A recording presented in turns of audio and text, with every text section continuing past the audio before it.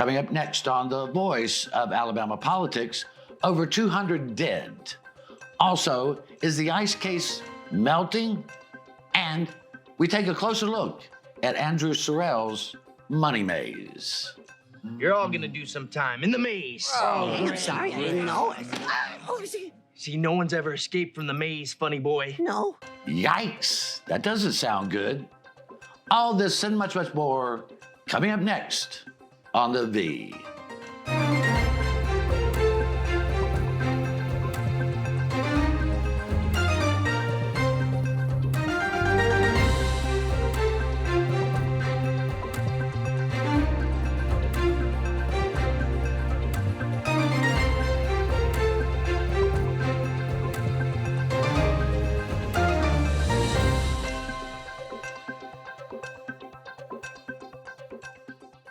Welcome to The Voice of Alabama Politics, where we tackle the tough issues so you have the hard facts.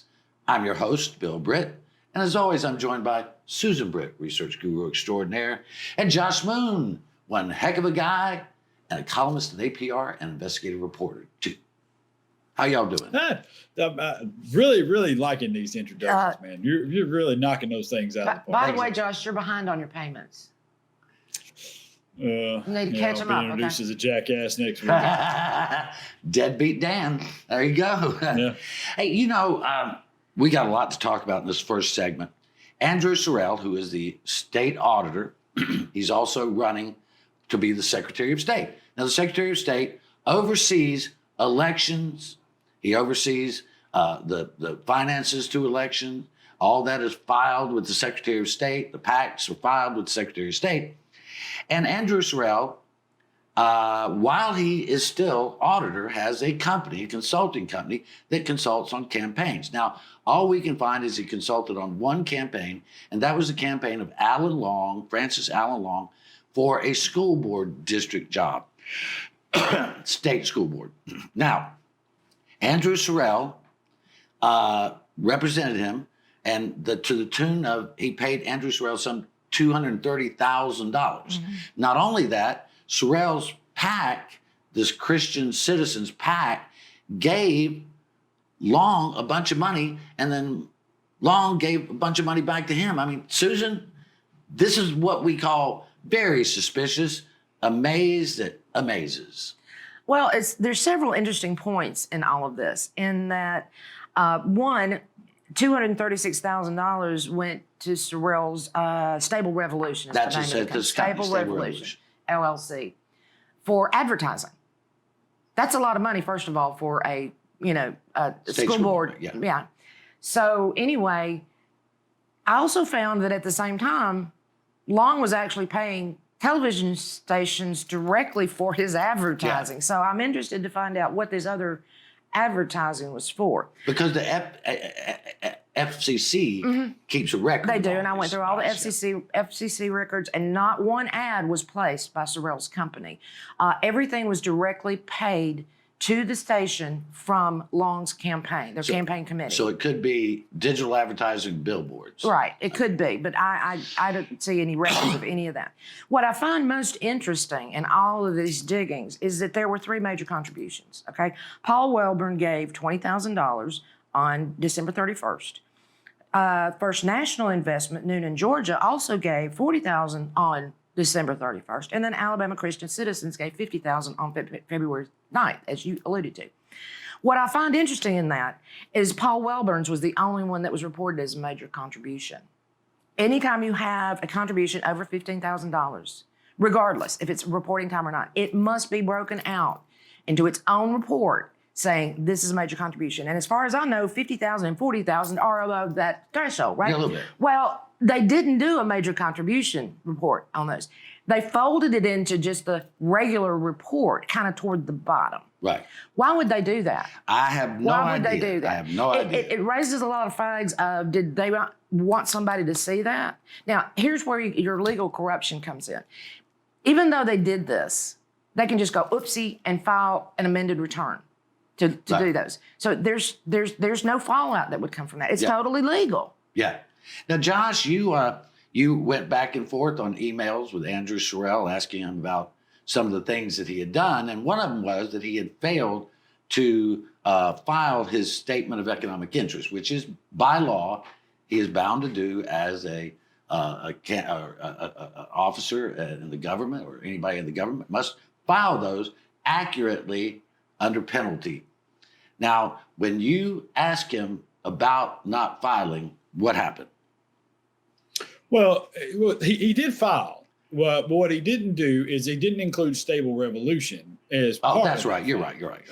Yeah. And so he did file the report. He just left off the stable revolution income that was there. And so and I pointed that out to him. It was not included on that. He thanked me for pointing that out and said he was going to amend it, and he did amend it. And when I checked the amended filing, he had included Stable Revolution and 3 other businesses that he had also left off the previous report. Oops, again.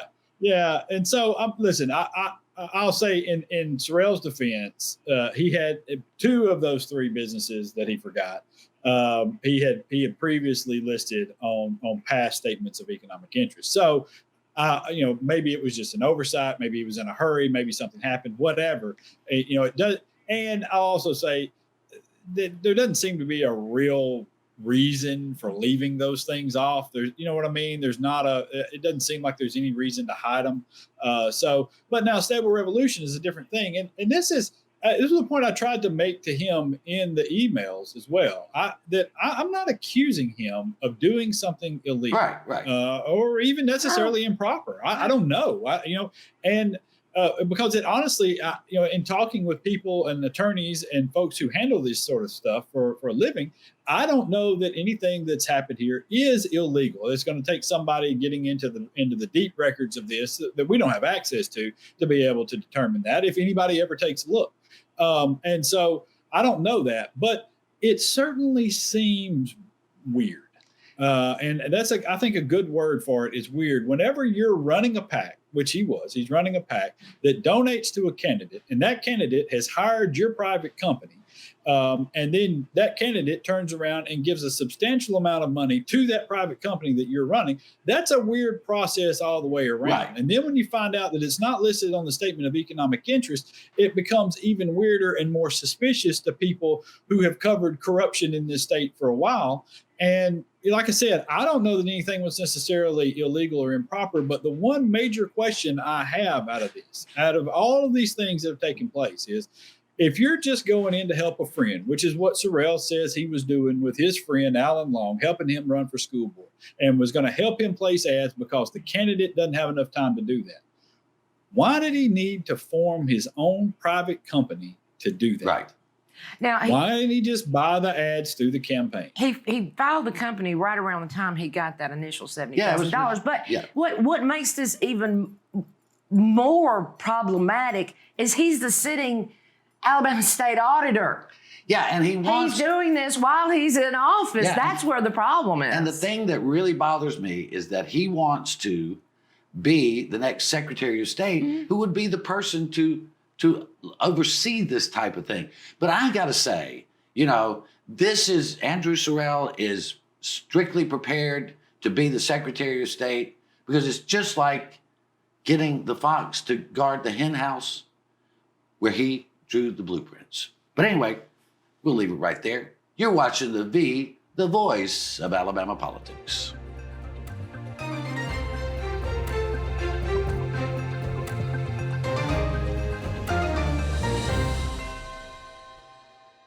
Your home is your most valuable asset.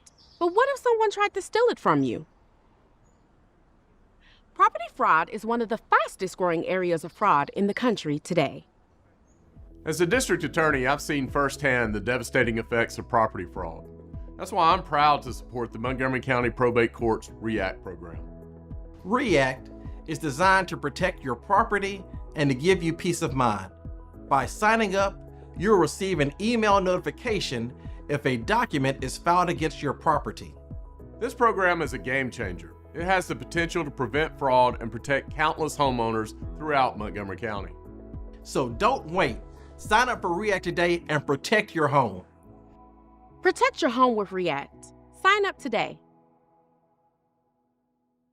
Alabama has a hands-free driving law, and that means you can't hold your mobile phone while making a call. Oh, and no writing messages, recording, or watching videos either. Plus, you can only use a single button or swipe of a finger to answer a call. So what's a driver to do?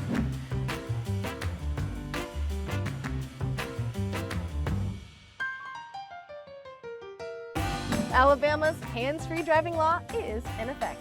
Follow it.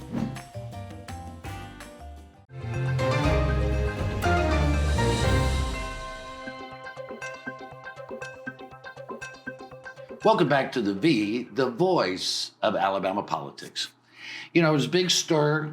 ICE and federal agents in mid-July raided about 14 or 15 Mexican restaurants, and there were any number of things that went on with it. One of the men that they arrested, and they charged him with human trafficking, and, you know, he's harboring aliens or that kind of thing. His name was Isaac Fernandez Lopez, been living here for well over 20 years. He is an undocumented person, but he's, like I said, been working, living in this community, 2 children here. Well, he had to appear in a federal court. And this is one of those cases, Susan, that's just as bizarre as you might imagine. They accused this man of you know, recruiting all these undocumented immigrants to work at El Patron, and they accused him of basically human trafficking. Now, the thing is,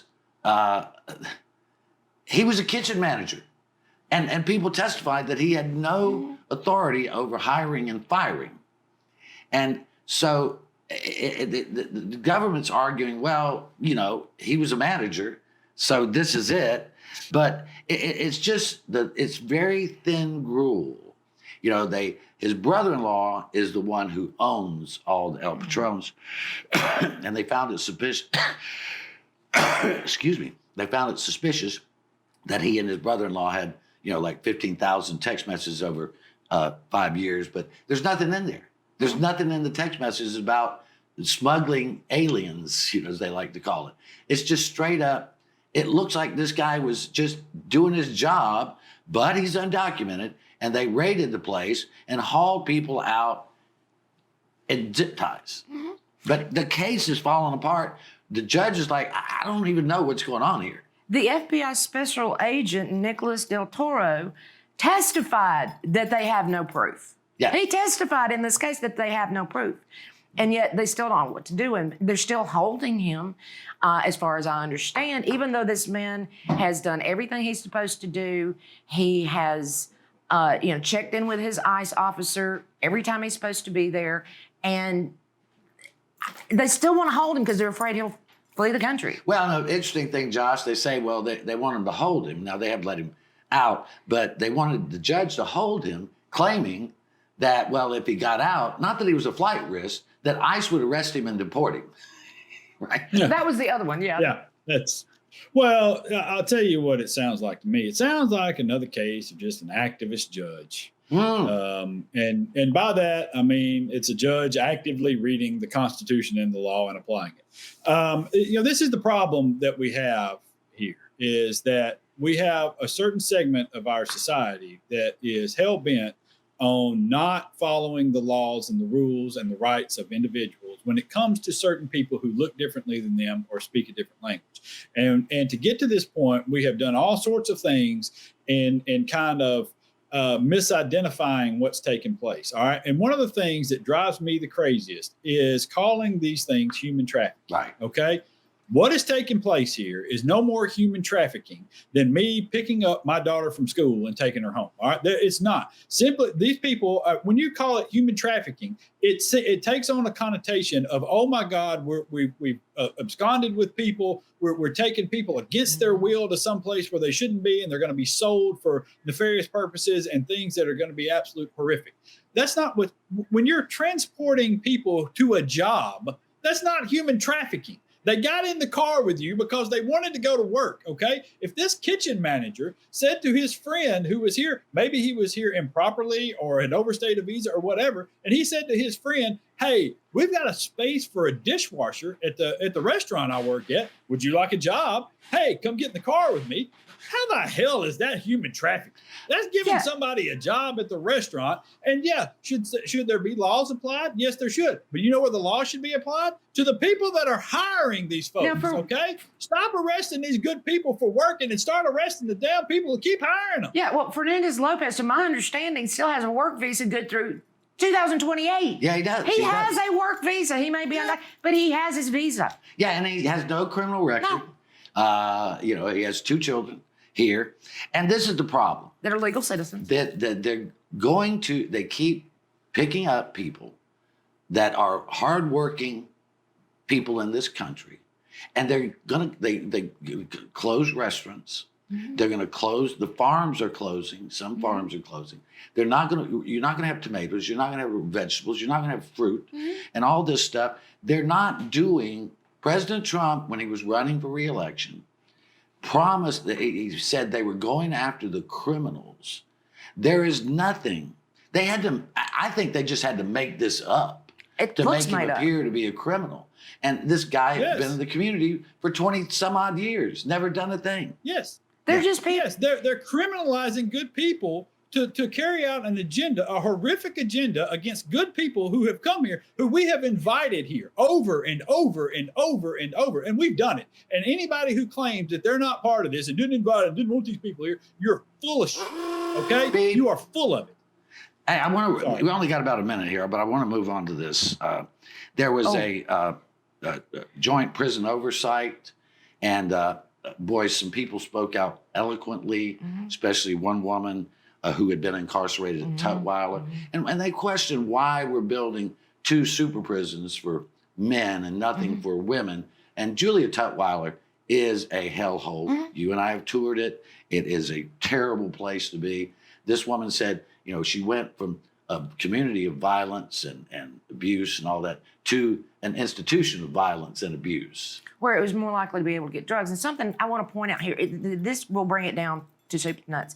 When we toured Tutwiler, we went through all the beautiful stuff, and we were with the commissioner of prisons at the time, and we saw all this, and I said, I want to see the guts.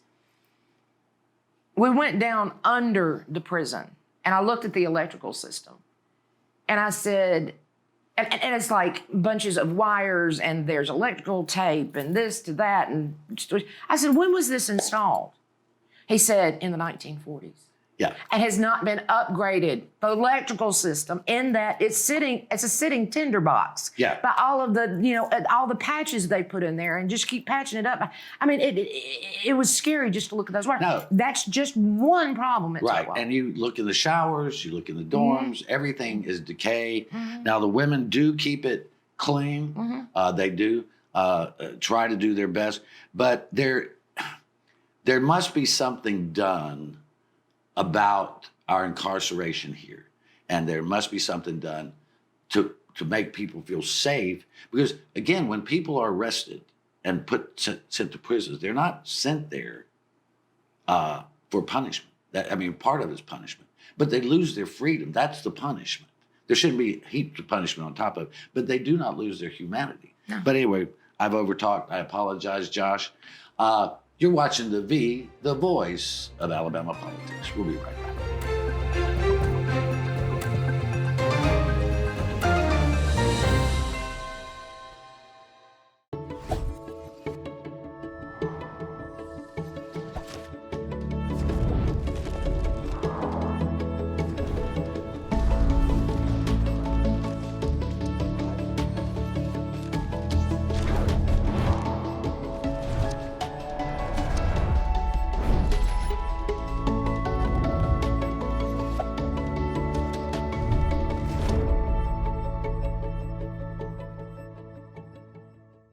Alabama has a hands-free driving law, and that means you can't hold your mobile phone while making a call.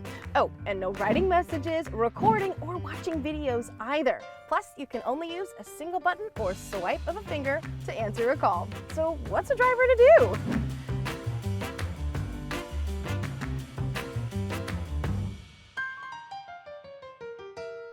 Alabama's hands-free driving law is in effect. Follow it.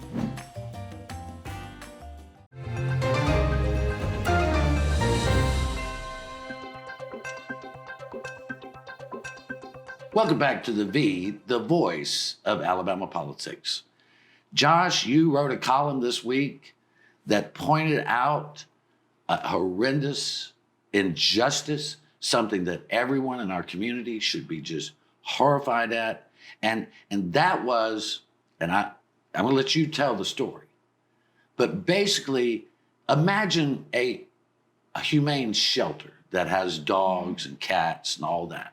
All right, in this humane shelter, nearly 300 dogs were killed. They or died, but while they were in this shelter. Right. I mean, that's front page news. That's protest news. That's somebody going to jail news. And it's for the things that they're supposed to be in a shelter to be protected from, like neglect, exposure, dying of untreated diseases like, a heart disease or diabetes. They just left them there. All right, Josh, over to you, because that's the setup. You tell us.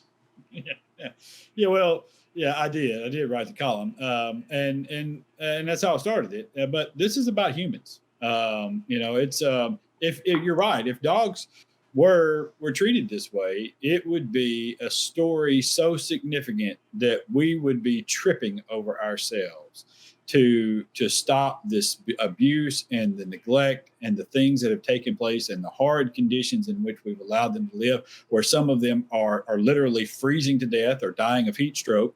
And we would be outraged to the point that we would protest and march and shut the thing down. And there would be bills left and right from our politicians that wanted to do something to get in on this. But yet everything that I've mentioned has happened to human beings in our prison system. Every single thing that I just mentioned has done it. We had 280 some odd people that passed away that we know about. Yeah. Listen to this. Let me just put it in perspective for you with this right here, okay? We don't even know for sure if that is the total number of people that died in our prison, because we can't get an accurate count of the number of people who died or were murdered or whatever in our Alabama's prisons from our Department of Corrections, okay? That is a problem. That's a problem for us. It's a problem for the people who run this state. It's a problem for the Department of Corrections. And it makes no sense to me that we continue to do this to people and we continue to have these horrid conditions when it would cost us less money to run them properly and to be more humane and more decent to the human beings in them. I just, when I started reading that, and Josh had mentioned to me about an animal shelter, and I thought, oh my God, it's true. We have many of our people have less feelings towards a human being because they say, well, they it's their fault they're there. Well, yeah, that may be true. That is true. That is their fault that they're there, but it doesn't stop them from being human beings. We can say the dog is in a shelter through no fault of their own. I get that. But if somebody murdered them or they were left to die, God, Susan, the outrage. Absolutely. And not everybody in there is a hardened criminal, okay? You've got women in there that killed their abuser, for one instance. We had experience with a woman who had a diminished mental capability who wrote a bad check for $3,000. That was in Tutwiler for that. So, these are still human beings. I'm sorry. They are. And to treat them this way. And I understand the headlines aren't as pretty when you're actually working on a bill for the prisons to improve the conditions there. It's not as pretty as what is a woman. It's not as pretty as get the LGBTQ plus out of my children's library. It's not that pretty, but it's work that needs to be done. This whole system, from pardons and paroles to when they enter, this whole system needs to be redone. Well, you have people like Cam Ward, does a great job. He does, and he really has a heart for this. Chris England, legislator Chris England, and then former judge Jim Hill. These are the three people that come to mind when you think about, because they understand what's going on there, and they have empathy. Judge Hill, one of the toughest judges I have ever known. He and I were talking one day, and I'm sure he won't mind me saying this. He said, 20 years ago, we looked at corrections differently than we do today. And because we've learned more. And when you learn more, you should change. And he's tried to change the system as a Republican. Cam Ward as a Republican. But it is hard to get it to change when lawmakers campaign on being tough on crime and all this sort of mess. But, I got to get to this. There are people who say we're living in a golden age. I've heard twice now, people who want to make Alabama great again. I don't know when the heck that period was, when it was great. But it just shows that we've lost touch with what I like to call grace. And by that, I mean the courage to speak truth, the courage to stand up with grace and say, stop this madness. I mean, Josh, billionaires are treated like kings and lords, and the common people today are treated like badly. Some of them are treated like vermin. We've heard these words. Yeah. Yeah. I mean, and listen, the problem is the people that are treated badly have voted to be treated badly in a lot of cases. That's true. And that's the problem that we have right now is they're listen, our system is built on what the majority wants to happen here. Okay. When the overwhelming majority of voters want something to take place, that's what's going to ultimately take place. I mean, we're not a true democracy. We're not straight up democracy, but we're pretty close. And so if we want it, that's what's going to happen. And there are a lot more of us than there are of the billionaires and the folks out there that keep screwing us over on these things. But we're going to have to get past a lot of these sideshows and a lot of these things that are used as distractions, the race issue, the things like that are constantly thrown up to convince people to vote against their own interest. And you're going to have to go up to the polls and ignore a lot of that noise and a lot of that nonsense. And you're going to have to vote for yourself and for people like you and to help them out and to stop paying attention to some of the just stupidity that's out there. Well, I think we live in a graceless age. We live in a fearful age, and we live in a selfish age. But we can do better. We can overcome all this. We've seen it before. We saw it with John Lewis, Martin Luther King, with Mahatma Gandhi, who were men who refused to bow to it. Shirley Nelson Chisholm.